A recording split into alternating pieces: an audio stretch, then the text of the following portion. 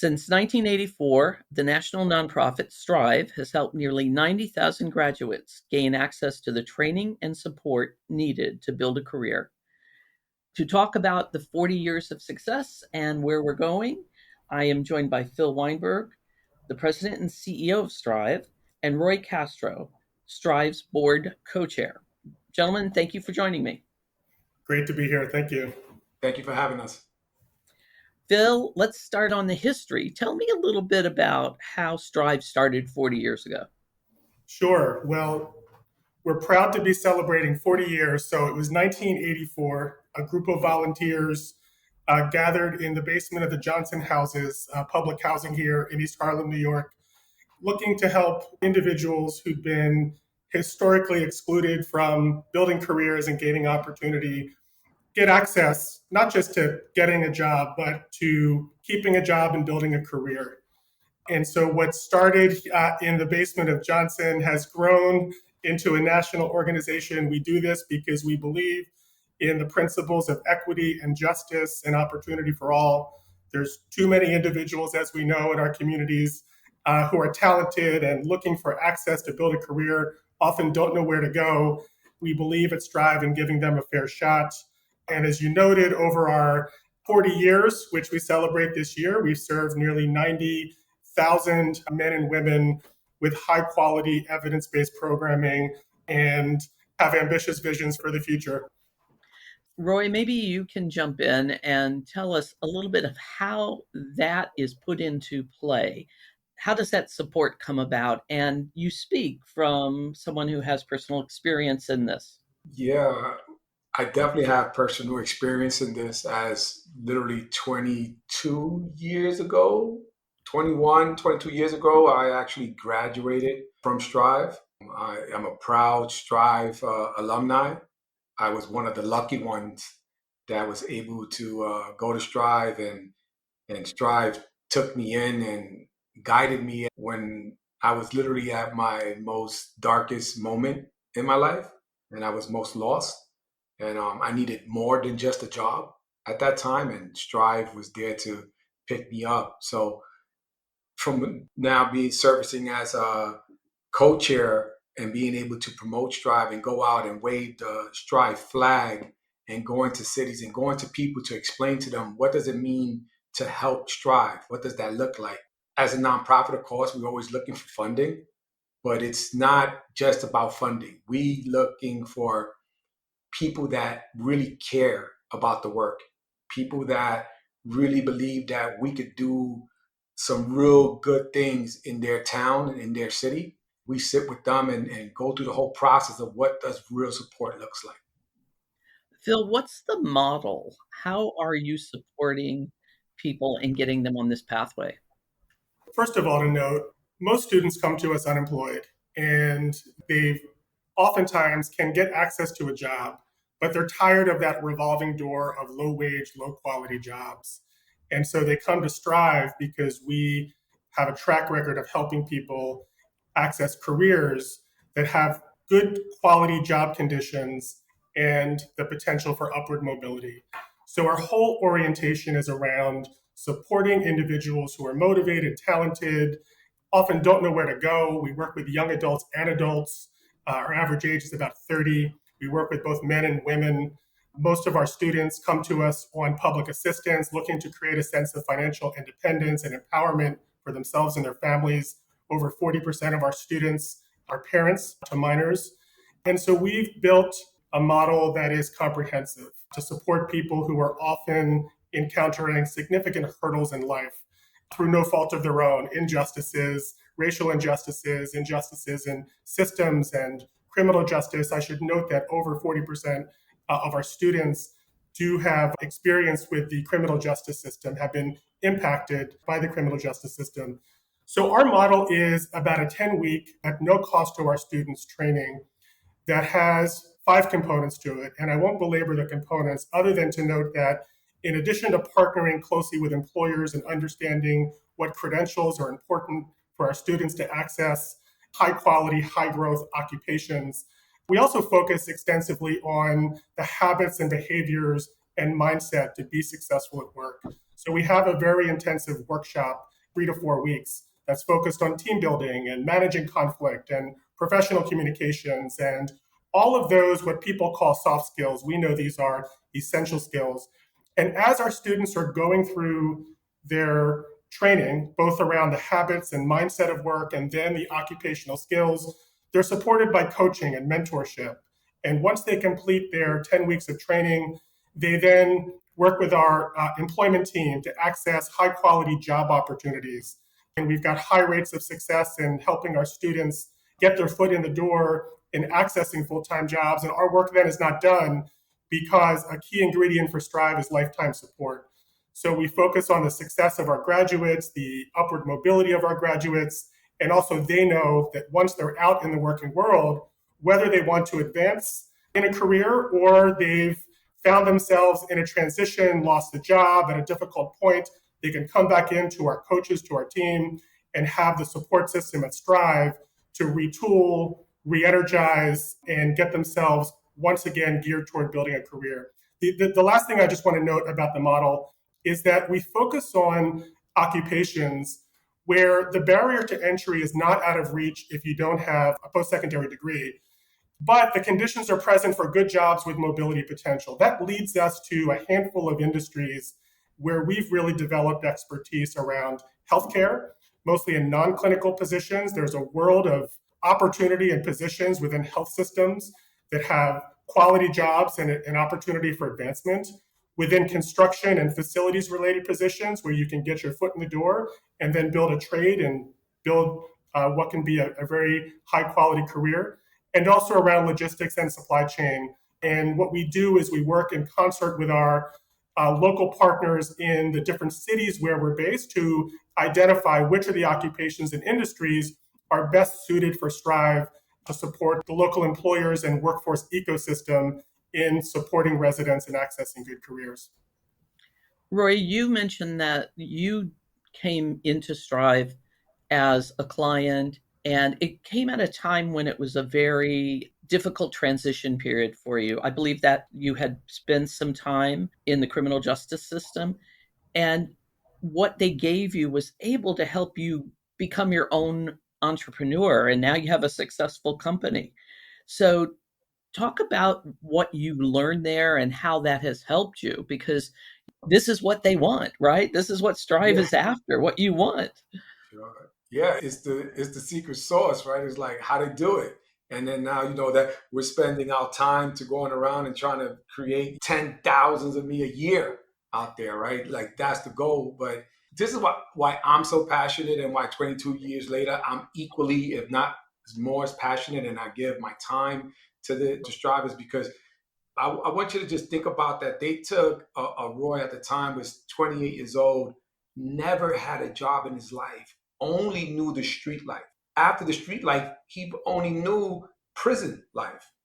No job experience, no corporate America experience, never had a manager, didn't like command and chain of command, didn't respect, didn't understand that. And Strive was able to take this kid in 4 short weeks in the media to show this kid that there's more out there. We know you had to put up this big front to survive where you come from, but clearly you're here because you want this change. Now, let me show you this blueprint and how it can. Now, if you believe, we're going to show you this blueprint and how you can make it happen. And then through that process, they kept their word. When I did get a job, and then I came back, and then even when I got my own business, I didn't understand business. I came back to Strive and requested a meeting and said, "Oh, you need another job?" I said, "Well, I'm in a different situation. I actually need a business lawyer." And it just so happens that we had a lawyer on the board. So they said, "Hey, let me introduce you to a board member who's an attorney." And even through that entrepreneurial startup, they assisted me through that process. So when they talk about full circle, it's a full service, and that's where the passion comes from. It feels to me, and either one of you feel free to jump in, or both of you, it feels to me that the importance is, just as Roy just said, he did not have that experience in his life. He didn't know where to turn. He didn't know what to expect in the first just in the work world and then in the business world. And to have someone there that can be able to provide that insight and say, hey, this might be successful to you seems to be one of the, somebody said it, secret sauce to what Strive might be doing. Go on, Roy. Why don't you feel this? Yeah, it was astonishing to me. Again, this is what I love about. By the way, this is what I love about my position here as the co-chair, because when I do speak to people, I forget when I have to put on my alumni hat or when I have to put on my co-chair hat. It depends. So right now, I just feel like the student, the client. I'm going to purely talk to you about my experience coming through the process, because can you imagine? I sat there, they introduced me to Arthur, and he explained to me this, and what should I do? And it started guiding me, and then started offering me mentorship, and then started leading me towards mentorship. And I say that to say this part. About 2 months ago, I was at a Strive graduation, and I met a client who was on the verge of quitting. He was quitting. He was gone. Like, he wasn't going to come back. I took him to the back. I just so happens to be there. I went through a class. It was pure serendipity that this was going on. I just so happened to be there. I go to the back and I speak to him. He's like, yeah, I'm going to quit because I got this stuff going on. I said, let me ask you, what you want to do in life? Oh, I'm trying to do this. And, I want to write a book. Everybody want to write a book, and everybody got a Netflix special in them. And I believe they do, right? So this is, all good. So I'm like, let me tell you a little story. So I told him this story about me and how I wanted to be an entrepreneur, and then what happened, and then how Strive assists me. So I said, see, you're looking at Strive as you just have to graduate this program or for a job. No, Strive is here long term. Strive will help you put a movie out. So if you're thinking about trying to get to Netflix, who else do you know is 6 degrees away from a Netflix owner? Because Strive's board is, who else in your projects is that close? Who can even make that phone call? Who even cares? And he was like, I never thought of it that way. And I said, but they did it for me. I'm here. So that story speaks volumes to your question. The most common testimonial I hear from our students, in addition to sort of understanding from them the sense of confidence and self-worth they feel coming through a program like Strive, is the sense of being at a place where people really care.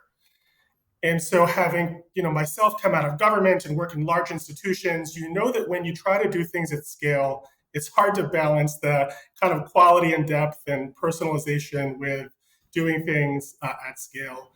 And at Strive, we are very focused on being human-centered and people-centered and relationship-based. And every student matters. And they feel the worth. And we have high expectations for them and what they need to put into the program.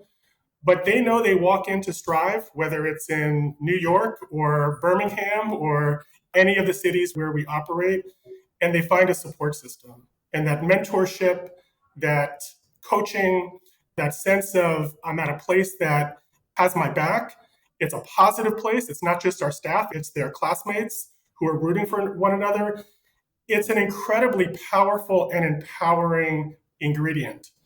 And so we work really hard as an organization to preserve the integrity of that spirit and that culture everywhere Strive shows up and in every interaction that our students have with Strive, both while they're in the program and once they graduate as an alum.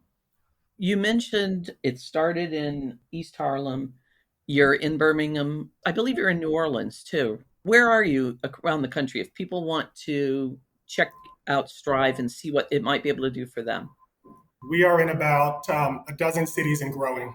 And so we show up in communities both through partners, so organizations that license with Strive, partner with us to deliver our evidence-based workforce programming within their broader portfolio of services. That's in cities like Baltimore and San Diego and throughout Connecticut and other cities around the country, and also sites that we operate directly.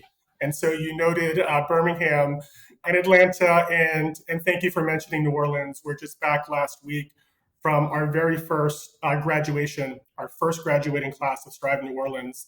And the sense of promise and potential and the sense of excitement and enthusiasm.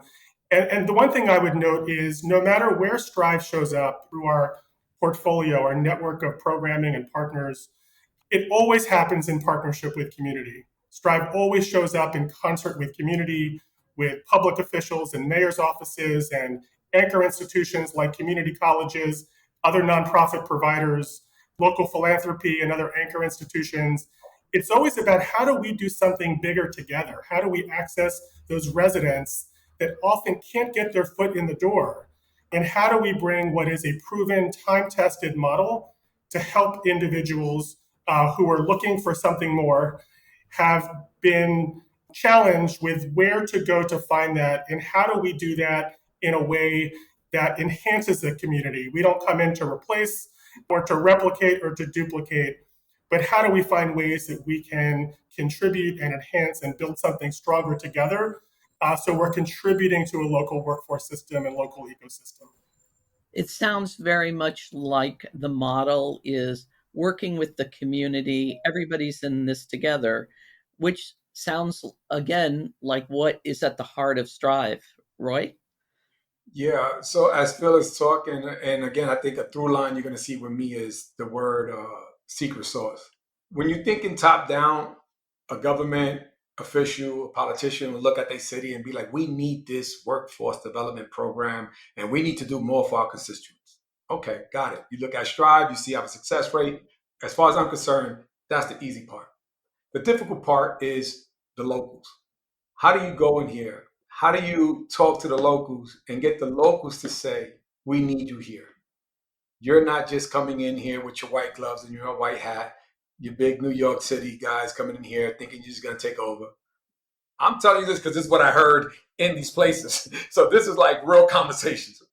I mean, real conversations where they had me and Phil in a room. Like the locals had me and Phil in a room and we had to win them over. And they was like, okay, when we get their stamp of approval, that puts the wind beneath our feet. Then we go back into these corporate offices, and then we go back in to see the mayors of those towns and then go see the politician and say, no, now we deserve to be here. Now the people want us here. So now we have to be here. When I'm in these cities, that's what I look for. That's what I see. I want to go there. Hey, Phil, I'm like, take me there. Let's go where the action is at. I don't, we could come out to eat out here tonight. This morning, I need to be here. As we wrap up, Phil, where are we going now? What's the next step for Strive? What's the next 40 years? The next step for us is a leap. And we are proud of our heritage, our legacy, all that we've accomplished, the people who were instrumental in making Strive happen and possible, and all of those who support and sustain us. But we've got big, audacious goals for the future. So right now, we serve about 2,000 men and women across the country, across our network of programming. And we want to grow that to 10,000 a year. To do so, we've set ambitious targets for our ability to engage in new communities, to do so with quality and depth and authenticity. And as we do so, to ensure that we're not just, again, helping individuals access jobs, but we're really focused on what is so often elusive in this arena. And I've been in this arena, this sort of workforce arena for a while. There's a lot of talk about economic mobility, upward mobility, social mobility. But it takes deep investment to really help someone not just get that first step, which is critically important, but navigate that journey, those upward steps, so that you're going from $40,000 a year to 60 to 80 to 100. And for everyone, it is a journey. It doesn't all happen in one step. So for us, it's about bringing the promise of upward mobility to life for everybody in a way that centers equity and access and justice. And to do that in more places in partnership with more communities where Strive can stay true to our legacy and our heritage of being deeply committed to human-centered, people-centered, community-centered services that benefit the whole community, the employers, the local residents, and the community at large. Phil Weinberg, President and CEO of Strive, Roy Castro, Strive Board Co-Chair and alumni. Thank you both for sitting down with me and talking. Thank you for having us. Yes, this was great. Thank you for having us. I'm Ramona Schindelheim, Editor-in-Chief of Working Nation. Thank you for listening.